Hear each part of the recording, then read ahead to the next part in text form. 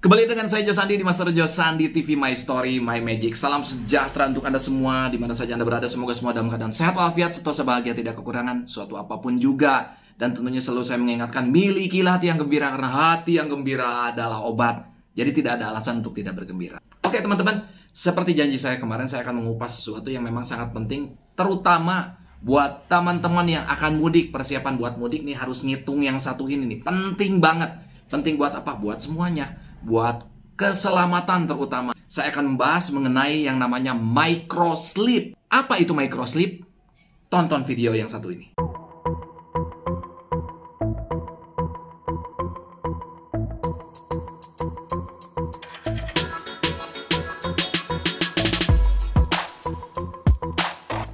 Nah, jelaskan gimana menurut teman-teman? Itu yang disebut dengan microsleep. Apa itu? Bukan kecelakaan lalu lintas. Microsleep adalah sebuah kondisi atau keadaan di mana hilangnya kesadaran atau perhatian dikarenakan mengantuk. Nah, bahaya nih. Khususnya dalam berkendara. Ketika sedang berkendara, aduh, itu sangat fatal sekali. Nah, ini jadi penting sekali, khususnya buat teman-teman yang sedang atau selalu berkendara. Ini tidak boleh terjadi, ini sangat berbahaya sekali. Nah, kalau misalnya terjadinya di kelas, atau sedang mendengarkan penyuluhan, atau meeting di kantor, atau mendengarkan orang ngobrol yang ngomong gitu, ya sudahlah, tidak berakibat fatal. Tetapi kalau sedang berkendara, itu sangat berakibat fatal sekali. Dan microsleep ini terjadi hanya beberapa detik saja. Disebutnya kan tidur singkat kurang dari 30 detik. Itu yang disebut microsleep. Dan tidur singkat ini biasanya terbangun lagi karena apa? Karena kaget. Nah, teman-teman pasti pernah menyaksikan atau pernah mengalami sendiri seperti ini nih. Orang yang microsleep seperti ini, misalnya sedang nyetir, atau lagi ngobrol, atau lagi diajak ngobrol maksudnya, teman-teman melihat ada orang seperti ini nih. Nah, kayak gitu. Nah, seperti itu kan ya. Jadi dia terbangun lagi karena apa? Karena biasanya karena hentakan ada reaksi tubuh, hentakan kepala, dan karena dia kaget dia terbangun lagi. Tetapi biasanya itu terulang lagi. Jadi terjadi lagi hanya dalam waktu berdekatan. Terulang-ulang terus. Bayangkan kalau sedang menyetir. Apalagi teman-teman yang mau mudik. Wah, memang sih mudik ini macet. Nah, ini yang kendalanya. Sedang terjadi kemacetan, males kan. Ya diam gitu. Bisa microsleep juga ya, bisa tidur. Kalau dalam bahasa Sunda disebutnya ngalenyap. Tahu nggak ngalenyap? Ngalenyap itu gini. Lep. Nah, lep gitu. Nah, lep itu bahaya. Nanti kita akan hitung seberapa bahayanya sedang berkendara lalu kita mengalami microsleep. Dan antisipasinya seperti apa, dan penyebabnya dulu seperti apa, baru kemudian antisipasinya apa dan penanganannya. Tidur singkat ini memang sangat singkat sekali. Saking singkatnya teman-teman ya, biasanya si yang mengalami microsleep tersebut tidak menyadari kalau dirinya tersebut sedang atau sudah melewati masa tidur. Walaupun setengah detik atau 1 detik atau 2 detik.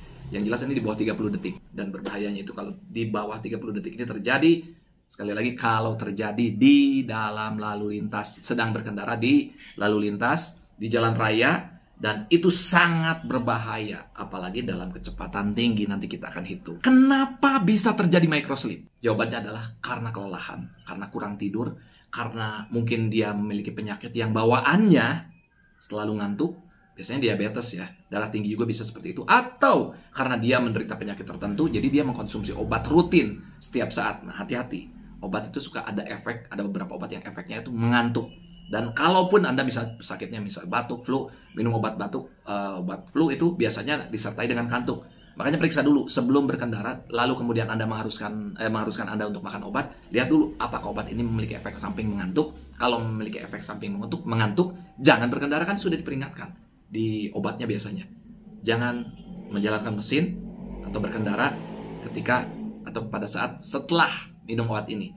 Itu sudah diperingatkan jelas-jelas. Kenapa? Yang dikhawatirkan bukan mengantuk di jalan atau tidur, lalu di jalan tidur seperti itu. Tidak. Yang dikhawatirkan dalam peringatan di obat-obat tersebut adalah terjadinya microsleep karena kelelahan atau karena mengantuk. Ciri-cirinya gimana teman-teman? Ciri-cirinya seperti ini teman-teman. Ini penting sekali. Ciri-ciri kalau orang itu lelah. Bisa saja Anda atau bisa saja Anda di samping supir yang mengendarai kendaraan Anda, maksudnya di samping orang yang mengendarai kendaraan Anda, bisa sopir atau bisa keluarga sendiri gitu yang menyetir lah. Lihat tandanya seperti ini. Apa tandanya? Tandanya ketika kita ajak bicara, dia ngomongnya meresponnya lambat. Sering berkedip, diajak ngomong itu bukan ngelantur ya, tapi kayak meresponnya lambat, terus seperti jawabannya itu nggak ya nggak nyambung lah, bisa dibilang tidak nyambung ya, kurang nyambung, bukan tidak nyambung, kurang nyambung. Nah ini tanda-tanda nih. Lalu apalagi kalau misalnya sering garuk-garuk ini sambil nyetir nih, mata mulai sering berkedip dan kelihatan matanya sepertinya tidak cerah, tidak segar ya, tapi seperti disebutnya 5 watt itu seperti itu, lelah, berat. Hati-hati kalau melihat seperti itu, jangan sungkan teman-teman, langsung menepi ke rest area atau menepi untuk beristirahat. Makanya di jalan tol itu banyak sekarang didirikan rest area. Jangan berpikirnya didirikan rest area itu dibangun itu karena wah ini cuan-cuan, bukan. Memang dibutuhkan sekali. Dibutuhkan untuk apa? Untuk orang yang memang membutuhkan rest area dalam keadaan yang memang mendesak. Contohnya ketika rasa kantuk itu menyerang, dan rasa kantuk yang sangat hebat sekali, daripada microsleep itu kemudian berakibat fatal, lebih baik beristirahat dulu. Ingat, microsleep itu tidak selalu orang itu harus terlelap dan menutup mata tidur. Dia bisa dalam keadaan terbuka, tapi dia sepertinya linglung dan yaitu yang disebut dengan lambat atau tidak bisa memproses informasi yang diberikan, atau ngobrol kita cerita apa, dia sulit untuk memproses informasinya. Nah itu, mata boleh kebuka tapi sebetulnya otaknya sedang lelah sekali. Nah itu, hati-hati, langsung menepi, langsung beristirahat untuk menghindari hal-hal yang tidak diinginkan. Dan ciri-ciri yang paling pasti adalah sering menguap. Itu sudah pasti, dia harus buru-buru istirahat. Hati-hati, semakin berat itu sangat berbahaya sekali. Nah, sekarang teman-teman kita akan hitung seberapa bahayanya, seberapa beratnya masalah akan ditimbulkan ketika kita lost control, hilangnya kesadaran, atau karena hilangnya perhatian gara-gara microsleep. Teman-teman berkendara pasti ada kecepatan, terutama di jalan tol. Wah, orang udah di jalan tol, jalan bebas hambatan. Ingat, jalan tol itu jalan bebas hambatan, tapi bukan berarti bebas kecelakaan. Jangan ngaco ya. Nah itu. Oke, sekarang mudik, jalanan macet. Katanya mudik itu arus tol itu padat dan kecepatan bisa macet. Oke, betul. Tapi yang berbahaya adalah ketika keluar dari kemacetan. Nah ini nih, jiwanya wah tancap. Nah itu bahaya. Padahal masih lelah. Yuk kita hitung. Kalau kita di jalan tol, lalu menjalankan kecepatan itu misalnya 140 km per jam. Ini yang terjadi. 140 km per jam. Oh, ngeri banget nih. Artinya 140.000 meter per 3.600 detik. Detik ya, ini detik. Artinya, saya sudah hitung, 1 detiknya adalah 38,8 meter per detik. Ngeri, lihat teman-teman. 38,8 meter per detik. 3 detik berarti sudah berapa? Sudah lebih dari 100 meter. 3 detik mengalami microsleep, 100 meter terlewati tanpa sadar, tanpa perhatian.